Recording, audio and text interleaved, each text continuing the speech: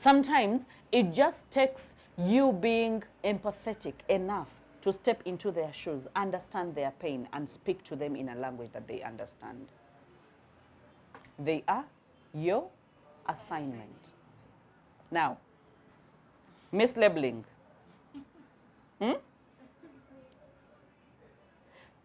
Have you seen people that are counseling their friends?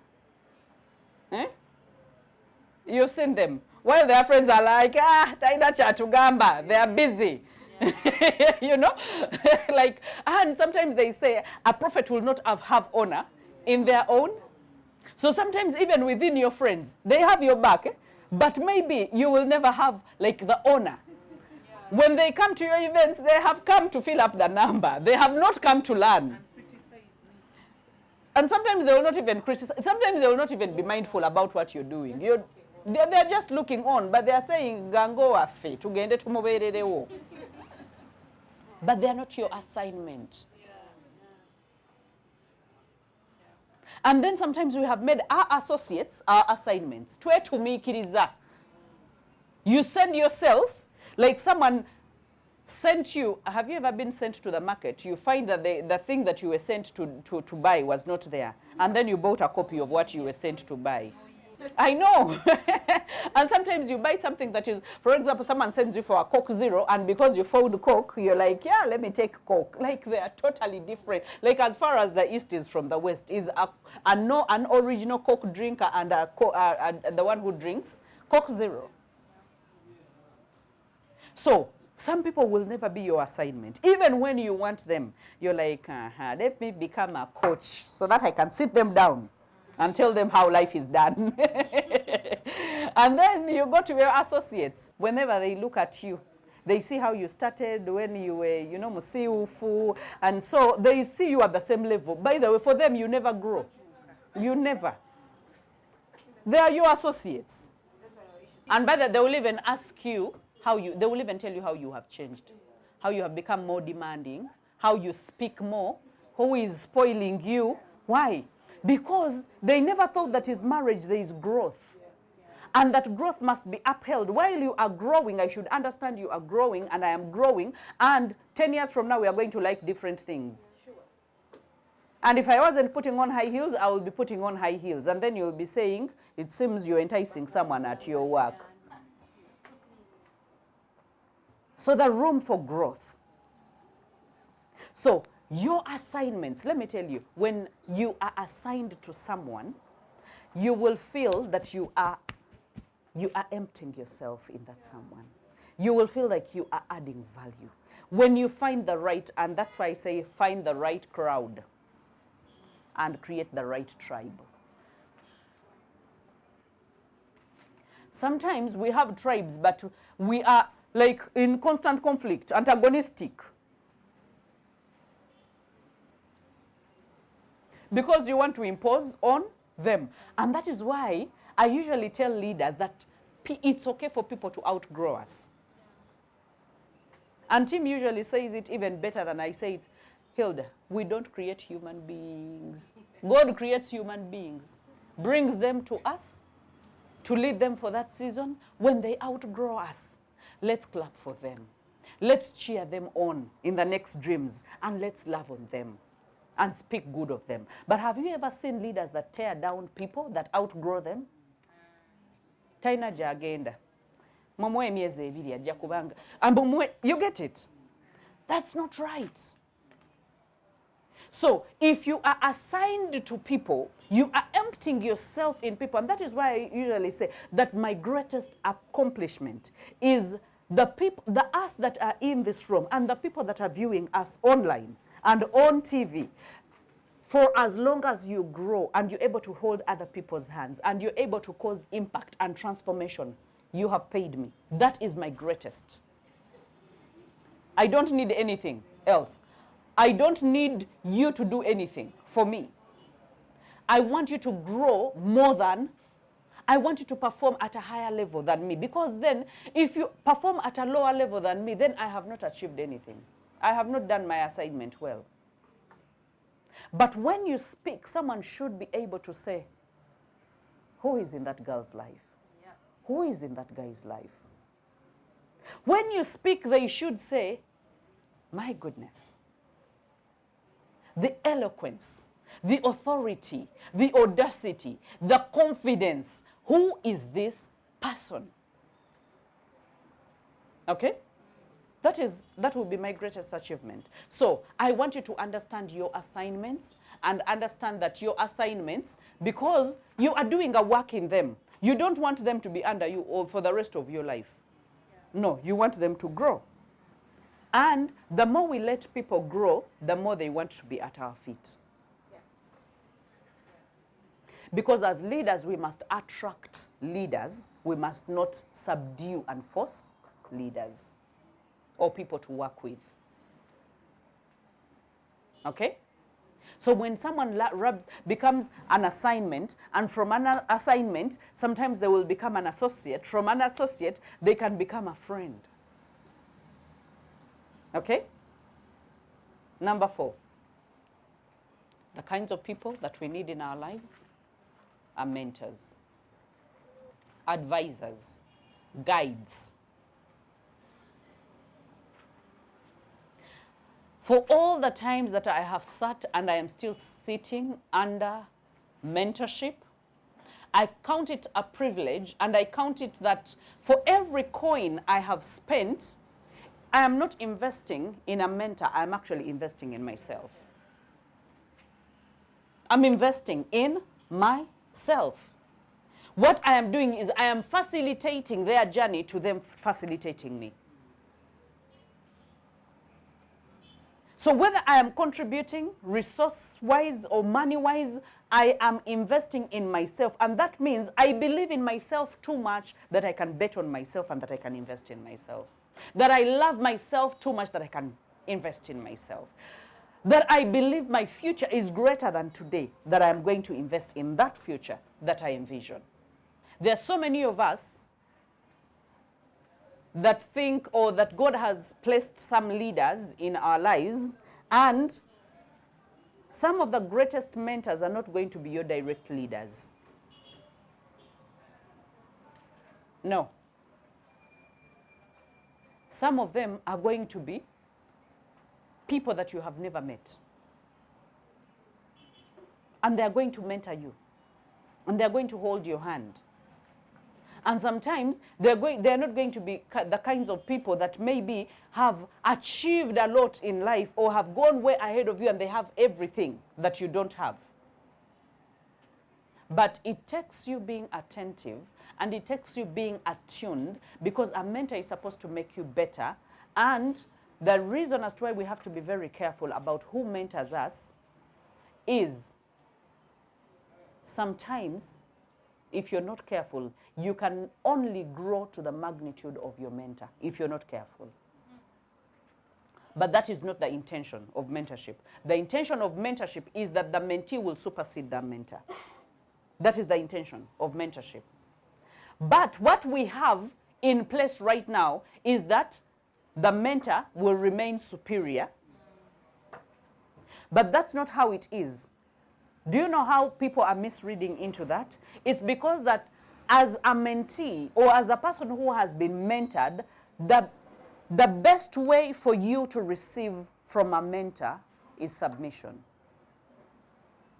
Yeah. So when people understand submission in a wrong way, they call it being lesser. No, submitting does not mean being lesser. Submitting is saying, I respect the anointing on your life and the calling on your life, and I want to tap into that. Yep. So that I can reignite what is inside of me, so I can grow what is inside of me, and that the world will taste of what is inside of me. So, friends, associates,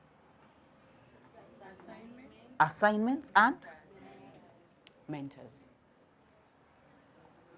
The moment you learn that I need those 4 in my life, and every one of them has an importance, and every one of them has a role, and I'm not going to interchange and call a mentor my friend. And I'm not going to interchange, because there are some mentors that are distant. There are some mentors who will just give you their gifts and their talents. Okay? So the moment you don't interchange or mislabel the 4 things, then you know that you are going to grow, and you know that you're going to impact. You know you're going to transform lives, but not just transforming everyone else. Your life gets better because of it. Because if it does not make you better, then you have no audacity to even take it to anyone. Just like what you're going to tell people.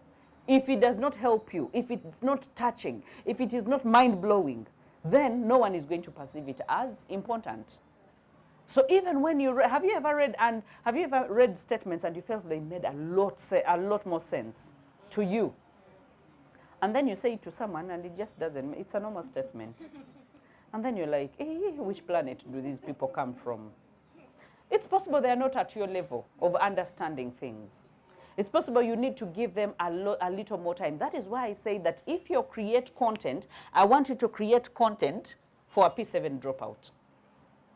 Don't create content for PhD holders. Because a PhD holder will never give you feedback. They will never even watch your videos. Sometimes they are not even on social media. Like they are full of themselves, and their self-importance is too high. That even to tell you I was touched by that, they feel like they're demeaning themselves. But a person who has loaded MBZ, Transnight, Freaky Friday, you know, my friend, they will give you value. They will tell you, they will be even vulnerable. Because the people up here feel, I told you, abagaga beyagala even mu bizibu byabwe babyeyagaliramu toyina ky'obagamba.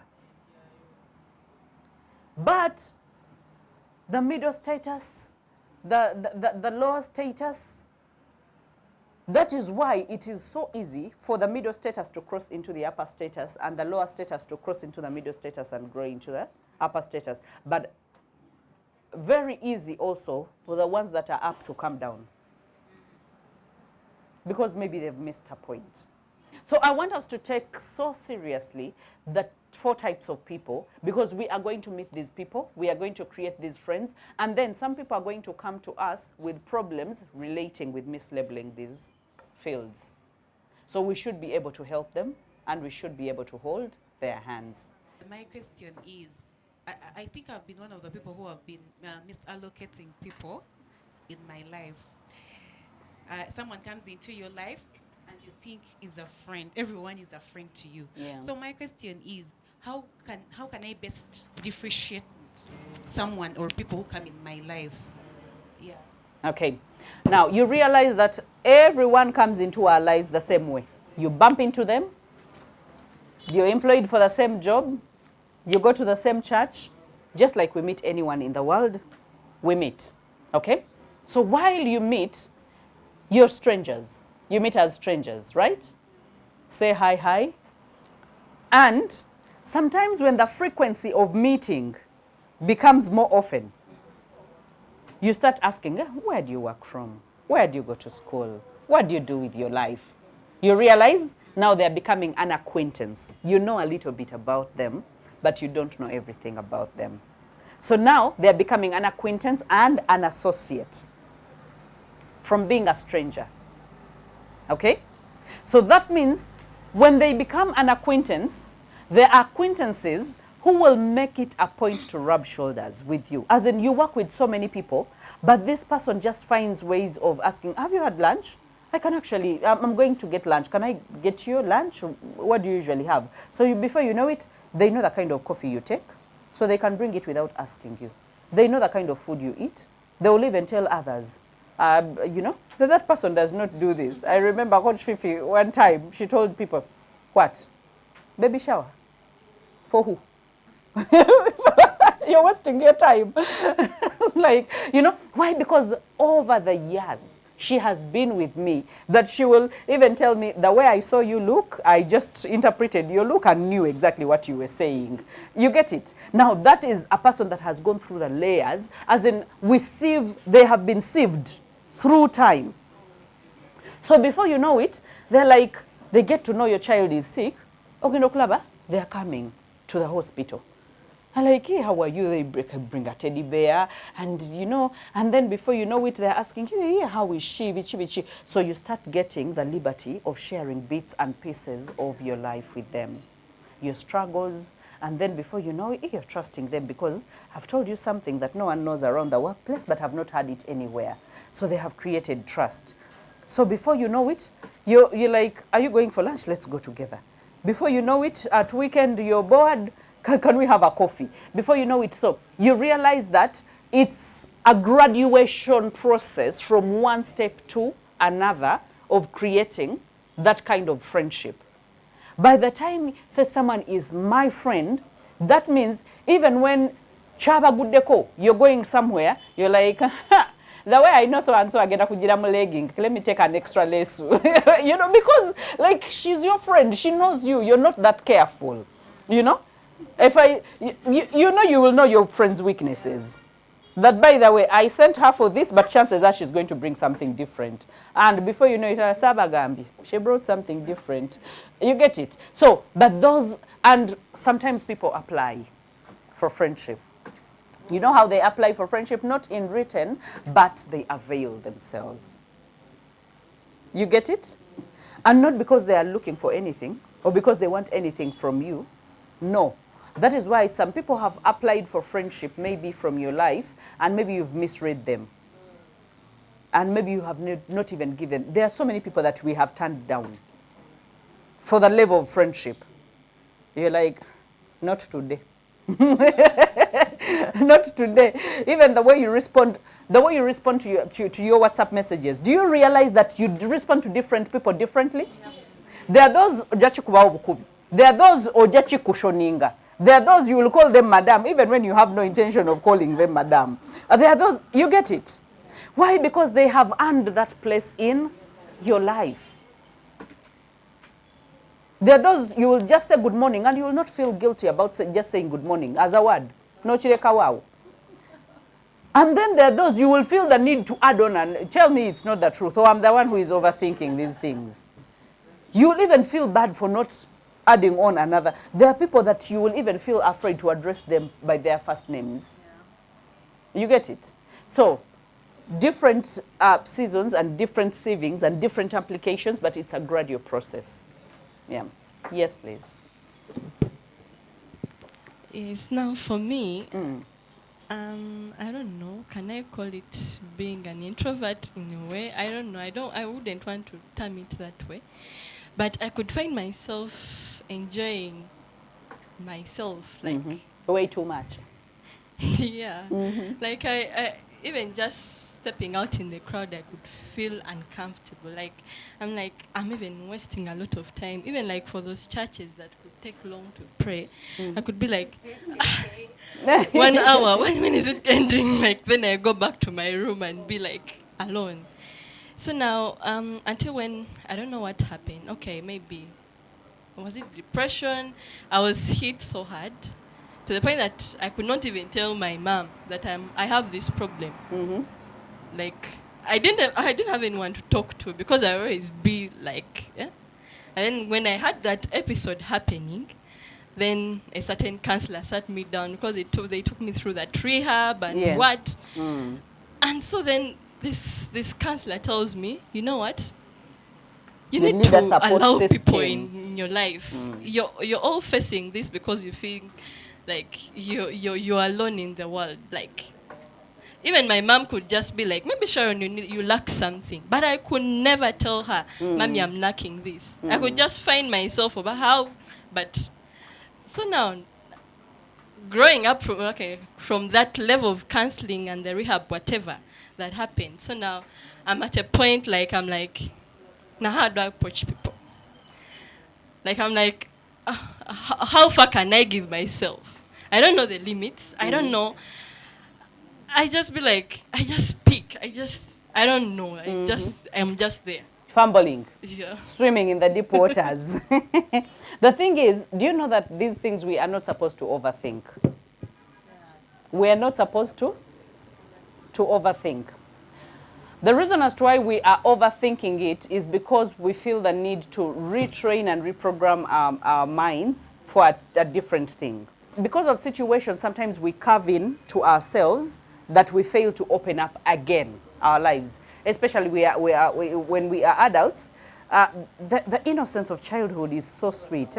Because then you're not calculating anything. You say anything and then you look at people, you take them for who they are. You don't deep think. But when you're adult, then a lot is at stake.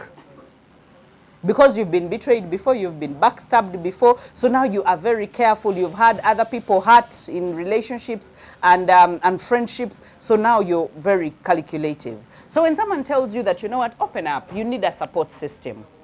What you need to do is be to those people what you would need someone else to be in your life. Okay? Be to those people what you would need.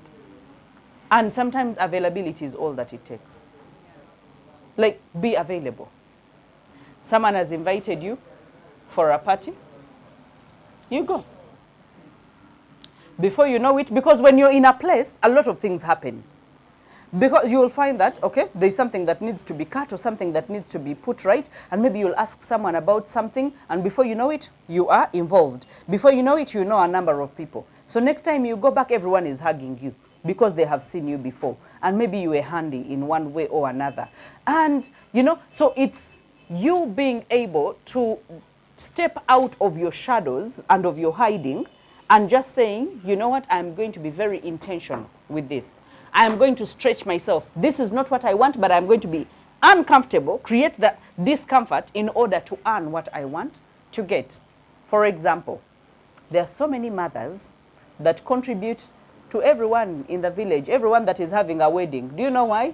My turn will come when my daughter is going to bring someone at home, and it will be my tune to dance to. So now, you will find elderly people going for every burial, they have learned lessons in life, vivid lessons in life, that all it takes is my availability. I don't have to do a thing. Because sometimes some people step back because they are people pleasers. So whenever they go, beba situzo butebe. Whenever they go, beba kolachi, you get it. But availability goes a long way. And then the vulnerability and then the clarity of sigenda kubao neeka nesitule. Have you seen those people, the ladies at the village? Because tagenda kubao kumukolo gwa munne tamukubira simu. No. Tamusindikira text message. Besitula, they go, even have small talk. No, kubagiza is when you've lost someone. But even when it is just to explain sigenda kubaawo because nino mulwadde oba nina, as in they will respect that person so much and they're genuine. That's the other thing. Yeah. Elderly people have learned one trick of being genuine. But we have masqueraders. In this .com, but masqueraders, you will know them. Just like, you know, the good people, you will know them by their fruits. So even masqueraders, you will know them because they will have excuses upon excuses. And so they will just call you or text message you, or they will not give you that much honor when they are breaking certain things to you. So availability, being genuine, okay? And then intentionality. So you have three things. Work with those. But there's a friend, maybe he has come for 3 months, but you just find yourself over the sudden you have opened up. And you find even there, you are giving him deeper. And even after, you ask yourself, oh, why have I said this to this guy? And of course, he has stayed a little time. How can I go with those friends? Because it confuses me. You know, we treat people in our lives the way they show up in our lives. How they show up. Okay? There are people who are natural listeners, and I want us to create the difference between natural listeners and manipulators. These two people possess the same traits.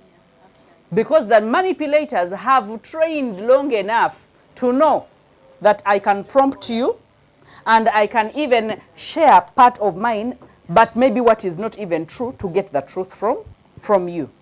Now, those are manipulators, okay? But there are people who are natural listeners. And they will provide time, like they're not going anywhere, they're not in a hurry. And sometimes they will throw in statements that even prompt you to say more, not in a way that is bad, but in a way to show you that I've ever gone through the same thing. Or I even know someone who has gone through the same thing. They will make you too comfortable. Now, that is where you put your guard down. Okay? There are people who will disarm you. You know, we all have these sabas that we move with. Because of the hard situations, because of betrayals, because of backstabbing. Whenever we look at people, we're like, we are very calculative with people. But there is someone who will come and they will go out of their way. Have you seen narcissists? Yes. And how they will love bomb you. My friend, they will buy you 100 roses. Like, for them, you, like, love, eh? And you'll be like, you know what, this is it. I have hit the jackpot. I have arrived. You know, and they will put your guards down. Those are the scenarios where I've told people, you go to a restaurant, they pull a chair. You go, all the things that normal men will not necessarily just do, obviously. Eh? These, as in, how much do you need? You know, all those things. While you're like, so they will put the guards down. You'll even feel free. Before you know. Sometimes a narcissist will even tell you, some ladies have availed themselves for sex and a narcissist has said, no, I cannot just, I need this for a long term. And the lady is like, so those people will put your guards down. Like you had so many guards, and all of a sudden you have been disarmed. They have come to your inner chambers. You have given them powers. But just like the discernment we say, that you will know them or you will tell them by their fruits. What comes next is what informs you whether that person is really a friend or is not a friend. And I usually say I'm not excited by short-term things. I'm more excited by the longevity. If you came into my life and disarmed me in three months and I was able to open up my life to you, can you sustain that? If you can't sustain that, I'm not excited about that. So that means I will curve in or I will close. Some of us have closed some doors to some people. You slam a door at someone, or sometimes you ghost someone. Just, you know, because you're like, you know what, I opened this door so soon, but now I am closing it. That means I'm taking my authority back and I'm taking my keys back. Okay, our time is up. I love you and have yourselves a great night.